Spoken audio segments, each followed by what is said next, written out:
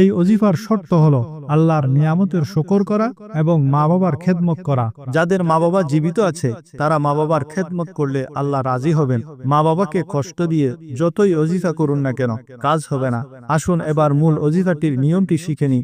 আপনি সকালবেলা ফজরের নামাজের পর 33 বার এই আয়াতটি পড়বেন, ফাবি আইয়ি আলাই রাব্বিকুমা তুকাজ্জিবান।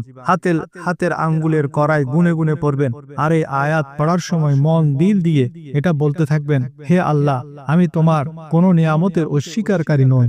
আমি তোমার প্রতিটি নিয়ামতকে স্বীকার করি।